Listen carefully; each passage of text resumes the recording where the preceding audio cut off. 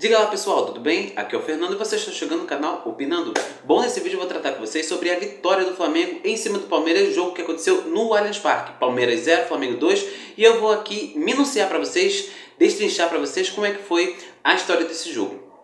Um jogo um confronto direto entre o vice-líder Flamengo e o líder Palmeiras. As posições se mantêm, só que a diferença de pontos entre as equipes diminuíram. O Flamengo, que estava a 4 pontos atrás do líder Palmeiras, né, agora está somente a 1 ponto. O Palmeiras continua com 22 pontos e o Flamengo agora tem 21. Bom, para contar a história do jogo, eu vou minuciar para vocês as escalações. Antes, só um recadinho. Passei uma semana praticamente inteira sem fazer vídeos, né, por conta de uma crise alérgica que assombrou aqui a minha voz. Fiquei com muita dificuldade para falar, então eu não pude gravar vídeos nessa semana para vocês. Mas estamos aqui de volta para tratar desse jogaço, né? A princípio eu estava prometendo um grande jogo, né? E de fato foi um jogo mais estratégico do que plástico, né? Do que foi esse Palmeiras 0 Flamengo 2. Bom, para começar falando sobre a partida, vamos falar sobre as escalações. Começando pelo time mandante, que é o Palmeiras. O Palmeiras vem num esquema de 3-4-3, né, com o Everton no gol. E é uma linha de 3 com o Diay atuando mais pelo lado direito, né, uma saída de 3. Diay, Gustavo Gomes e o Murilo, essa é a linha de 3 do Palmeiras. Com uma linha de 4 mais à frente, com o Mike fazendo a ala direita, os dois volantes com o Emiliano Martinez e o Lucas Evangelista, e na ala esquerda estava o Piquerez. E os 3 atacantes do Palmeiras: Estevão do lado direito, o Facundo Torres pelo lado esquerdo e mais centralizado o Vitor Roque. Essa foi a escalação do Palmeiras, do técnico Abel Ferreira, que não estava na beira do campo, né? Quem estava ali era o seu auxiliar João Martins. Já o time do Filipe Luís, que estava com uma porção de desfalques, né, e para montar a equipe foi bem complicado, né, ele conseguiu, além de desfalques por lesão e por suspensões, né, ele montou a seguinte estratégia, a seguinte equipe, com o Rossi no gol, e a linha defensiva com o Varela na direita, na lateral direita, e o Alexandre na lateral esquerda. A dupla de zaga se manteve com o Léo Ortiz e Léo Pereira como a dupla titular. O meio campo veio com o Everton Araújo, Gerson, os dois volantes ali. Mais à frente, uma linha de 3 com o Luiz Araújo caindo mais pelo lado direito, a Arrascaeta mais centralizado e o Everton Cebolinha pelo lado esquerdo. Mais à frente, no comando de ataque, o Bruno Henrique, né? Essa foi a escalação que o Filipe Luís utilizou para começar a partida. E o jogo iniciou de uma forma muito peculiar, né? Porque esperava-se sempre com um Flamengo mais impositivo dentro de campo, que é aquele Flamengo do Filipe Luís que pressiona a saída de bola, mas não foi exatamente assim. O comportamento do Flamengo foi mais pragmático, mais defensivo, com um bloco de marcação mais baixa. Não foi tão alta. Só em momentos em que na saída de bola o Bruno Henrique tentava uma primeira ação de marcação ali na defesa, na saída de bola da equipe do Palmeiras. Os primeiros 10 minutos foi com o Palmeiras um pouco mais ativo, tentando buscar o ataque, o que já é de se esperar do time do Palmeiras dentro de casa, né? Mas criação de chance não teve ali pela parte do time do Paulista. O primeiro lance de real perigo do Palmeiras foi um pênalti que, para mim, foi mal marcado a favor do Palmeiras, um pênalti em que a bola toca na mão do Varela e a mão do Varela está do lado de fora da área, e mesmo assim, mesmo após a revisão do VAR, né, o árbitro Ramon Abate-Abel, que, pelo amor de Deus, né, revisou ali no monitor e deu pênalti para o Palmeiras. O Piquerez foi para a cobrança e o Rossi defendeu tanto a cobrança do Piquerez, né, quanto o rebote ali que vinha no jogador do Palmeiras. Então o Rossi salvou 2 vezes ali o Flamengo. Se o Palmeiras fizesse ali o primeiro gol, poderia mudar muito a história da partida, porque como o Filipe Luís veio com um time mais pragmático, com uma estratégia mais pragmática de diminuir a velocidade do jogo e cadenciá-lo, né, 1-0 a favor do Palmeiras naquela altura poderia fazer com que o Flamengo mudasse a sua estratégia. Teria que acelerar o jogo, teria que avançar mais a marcação, teria que sair um pouco mais de trás, e o Flamengo não queria isso, o Filipe Luís não queria isso. A estratégia dele era dar a bola para o Palmeiras, ver o que o Palmeiras poderia fazer na fase da criação, porque simplesmente o Palmeiras joga muito pelas suas laterais, com o Piquerez do lado esquerdo, com o Facundo Torres, e pelo lado direito com os avanços do Mike ali, e a criação e a habilidade do Estevão. Só que as laterais foram muito bem marcadas, porque em vários momentos o Flamengo dobrava a marcação ali nos setores. Então, a partir do gol, a partir da não conclusão do pênalti, né, o Piquerez perdeu o que o Rossi defendeu, o Palmeiras diminuiu o seu ímpeto, né? Acho que sentiu um pouco a perda do pênalti ali, né? E o Flamengo foi ficando um pouco mais calmo dentro do jogo. A sua estratégia foi cada vez mais ganhando força, né? Porque o Palmeiras, só com a questão do pênalti, não tinha criado muita chance ali pro gol do Rossi, né? E o Flamengo ali estava se mantendo bem. Não criava também, não estava criando, então o sistema de ataque do Flamengo não estava funcionando bem. Eu acho que ali, a partir do Everton Araújo, que tem dificuldade na saída de bola, né, na hora de construir jogadas, tem uma sua dificuldade. Eu também achei que tanto o Gerson quanto a Arrascaeta e os jogadores de ataque do Flamengo estavam errando muitos passes, porque eu acho que não estava com uma boa adaptação ao campo sintético do Palmeiras, onde a bola corre muito rápido e os jogadores estavam errando passes assim, esticando muito a bola, fazendo com que a jogada se perdesse ali, com a bola saindo pela linha de fundo, enfim. Muitos passes o Flamengo errou ali na construção de ataque.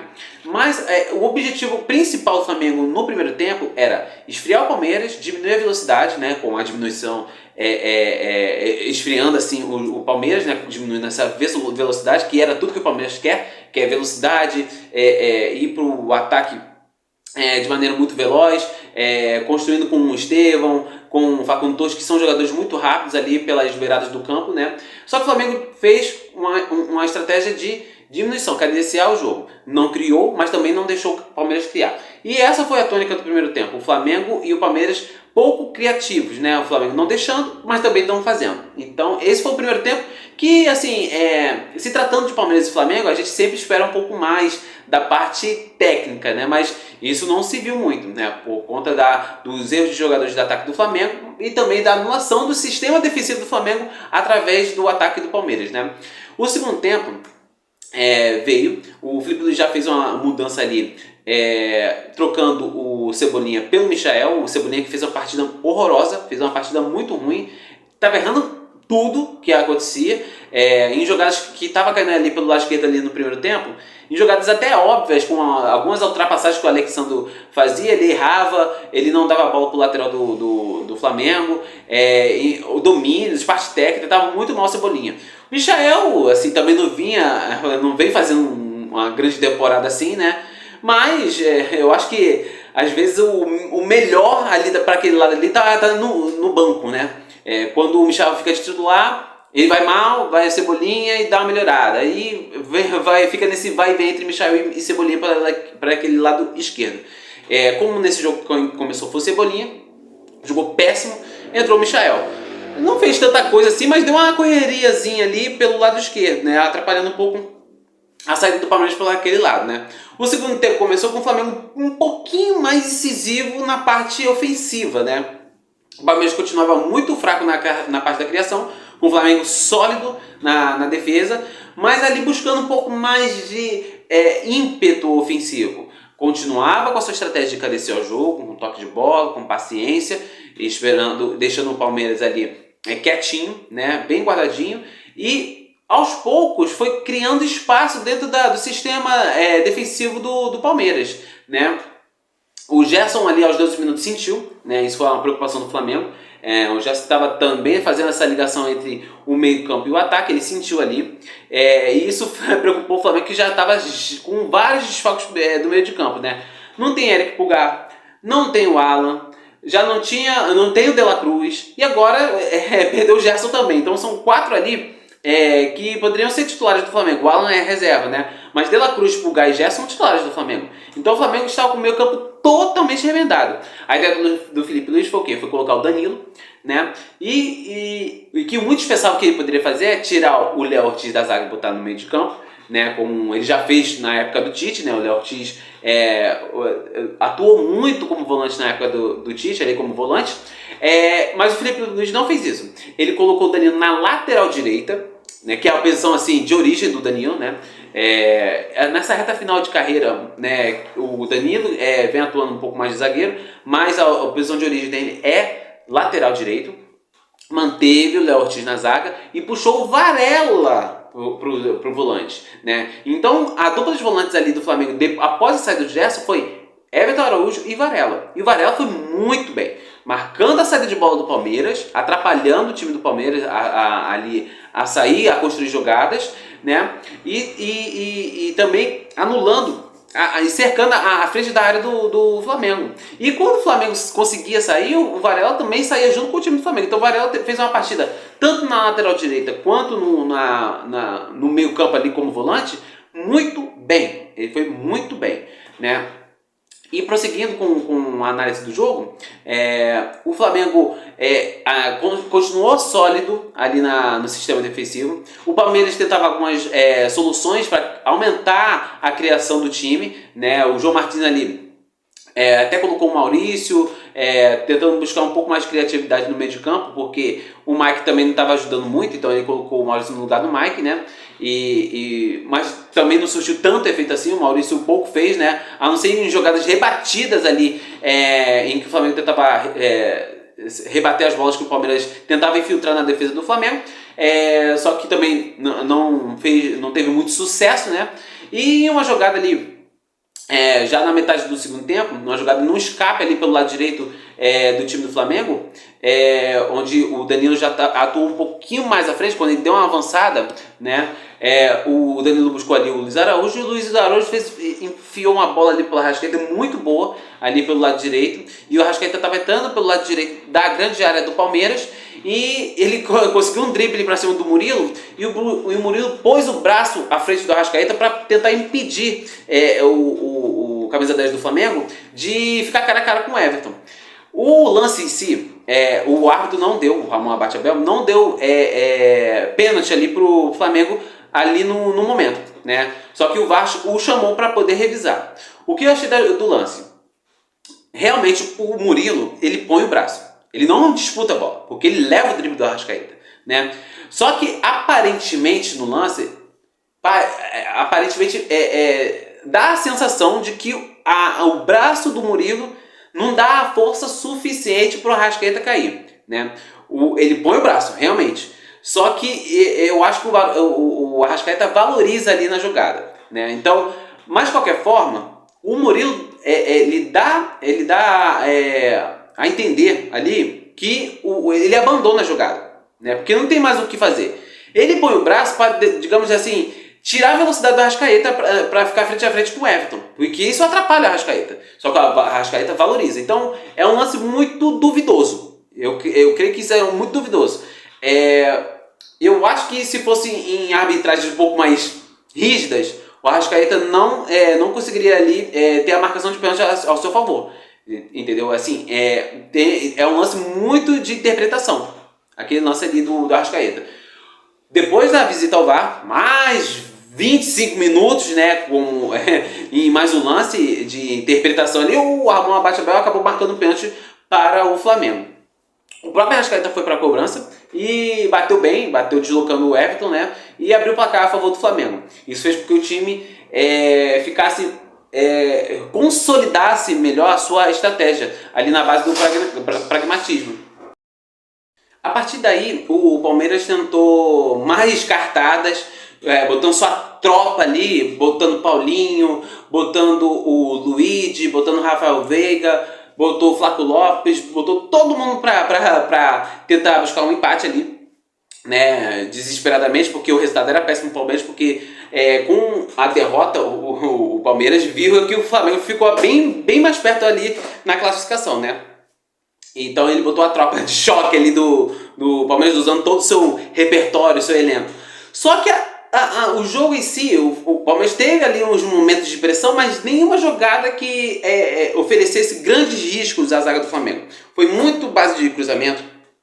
O Rossi, em vários momentos, catou todos os cruzamentos ali do Palmeiras. Quando ele não catava, a zaga tirava, o Léo Ortiz, Léo Pereira, que foram muito bem, né? Então o sistema do Flamengo não foi perfurado. Tiveram alguns chutes, uma tentativa de chute fora da área, sem sucesso também, né? E para reforçar ainda mais a saída de bola do Flamengo, como o sistema do Felipe Luiz de marcação estava muito sólido, ele tinha que ter um pouco mais de saída, um pouco mais de respiro ali para os seus jogadores de defesa. Como o Bruno Henrique e o Arrascaeta já estavam desgastados, ele promoveu mais saídas, né? Além do Luiz Araújo, que também saiu sentindo câimbras, né? O Luiz Araújo saiu, o Ayrton Lucas entrou no seu lugar. Para a saída do Arrascaeta entrou o Wallace Ian, e para a saída do Bruno Henrique entrou o Pedro, né? Essas mexidas foram muito importantes, porque além de dar respiro, porque quando o Flamengo tinha posse de bola, ou as jogadas do Palmeiras saíam pela linha de fundo e virava tiro de meta, o Rossi automaticamente acionava o Pedro para poder fazer o pivô e fazer com que o Flamengo saia um pouco de trás. Tirasse um pouco o Flamengo ali da pressão que o Palmeiras queria exercer, né? Então o trabalho de pivô do Pedro foi hiper importante, além da correria que o Wallace Ian estava fazendo ali no sistema defensivo do Palmeiras, que já estava muito à frente, né? Tentando de qualquer jeito fazer o gol de empate. E através disso, né, através dessa jogada, né, que o Flamengo conseguiu fazer o segundo gol, ali pelos 43 minutos, né? O Rossi disparou, tentando buscar o Pedro ali, e ali na lateral esquerda, o Pedro fez um domínio e deu um passe que quebrou a marcação do Palmeiras. Ele dominou e deu uma espécie de balãozinho ali pro Wallace Ian. O Wallace Ian saiu com uma certa liberdade ali pela intermediária do Palmeiras, quase entrando já na grande área. Ele tinha duas opções, uma pelo lado direito, se eu não me engano era o Michael, e pelo lado esquerdo, que estava entrando ali, era o Ayrton Lucas. Ele deu uma bola muito bem dada para o Ayrton Lucas, que saiu cara a cara com o Everton. Ele teve tranquilidade e bateu na saída do goleiro do Palmeiras, fazendo assim o 2-0 e decretando ali a vitória do Flamengo, né? O Palmeiras ainda tentou ali diminuir para tentar buscar o segundo gol, mas também não teve sucesso. Ainda teve uma boa defesa ali do Rossi, cara a cara ali com o jogador do Palmeiras. Então o Palmeiras assim, pouco fez muito pelo sistema defensivo do Flamengo.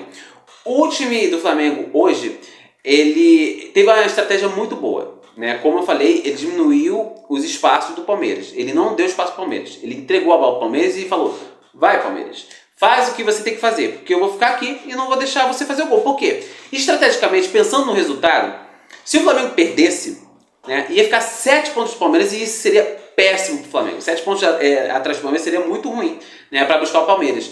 Então, assim, a estratégia do Felipe Luiz foi, primeiramente, não perder, né? Se mantesse ali os 4 pontos, ainda estaria ok para o time da equipe do Felipe Luiz, né? Então, o sistema que o Felipe Luiz fez foi extremamente estratégico e pragmático, né? Tirou os espaços do Palmeiras, como eu falei, né? E se desse para dar algumas estocadas ali na equipe alviverde, ele daria. Só faltou um pouco mais de capricho, né? Principalmente no primeiro tempo, porque as atuações de Cebolinha e Bruno Henrique não foram tão boas, né? Mas no segundo tempo isso mudou um pouco. A estratégia no segundo tempo do Felipe foi até mais bem executada, por conta que o ataque funcionou. Porque fez o primeiro gol com a Arrascaeta ali no pênalti, e o segundo gol que foi o contra-ataque utilizando-se do banco que ele tinha, né, das opções que ele tinha, que era o Pedro, o Wallace Ian, e também a entrada ali do Ayrton Lucas, que entrou ali como uma espécie de ponta esquerda. E e a estratégia do Felipe foi muito boa, porque ele fez justamente o gol de ponta esquerda ali com a enfiada de bola do Wallace Ian. Então assim, pontos para o Felipe Luiz, que teve a estratégia muito bem executada, o plano de jogo foi muito bem feito, né? Plasticamente o time não foi bonito, mas estrategicamente foi muito bem. E ganhou mais uma vez o confronto direto contra o Palmeiras. O Flamengo não perde para o Palmeiras no Campeonato Brasileiro no Allianz Parque desde 2017. Desde 2017, aqueles 2-0 que teve 2 gols do Daverson, né? E de lá pra cá, desde 2017 pra cá, o Flamengo não perde pro Palmeiras no Allianz Parque. É incrível, né? Porque é um confronto que é sempre um confronto direto, é um clássico já que é muito esperado no Campeonato Brasileiro ou em outras competições. E o Palmeiras não consegue vencer o Flamengo já tem 8 anos dentro do Campeonato Brasileiro no Allianz Parque. Bom, essa foi a minha análise de Palmeiras 0, Flamengo 2, né, uma vitória maiúscula do Flamengo que aproximou as equipes, né, o Palmeiras, como eu falei, está em primeiro lugar com 22 pontos e o Flamengo agora se aproximou, diminuindo para 1 ponto a diferença e agora o Flamengo está com 21 pontos na segunda posição. O Flamengo agora vai enfrentar o Deportivo Táchira para concluir a sua classificação, o Flamengo precisa ganhar do Táchira, é a obrigação do Flamengo ganhar do Táchira na Copa Libertadores e o Palmeiras já está muito bem na Libertadores, já é o primeiro lugar geral de toda a Libertadores, então já tá tranquilo pelo menos nessa fase, tá ok? Gente, muito obrigado mais uma vez, deixe seu like, se inscreva no canal, se você gostou do vídeo, compartilhe, se inscreva como falei anteriormente, tá? Deixe seu like, comentem, falem o que vocês acharam do jogo, o que acharam da partida, se acharam ruim, se acharam boa, e comente aqui que eu vou ler e responder aqui pra vocês, tá? Que a gente vai ter muito mais vídeos, né? Isso se minha voz continuar bem, né? Agora que eu consegui recuperá-la, tá? E a gente se vê na próxima, tá ok? Gente, mais uma vez, muito obrigado. Um grande beijo e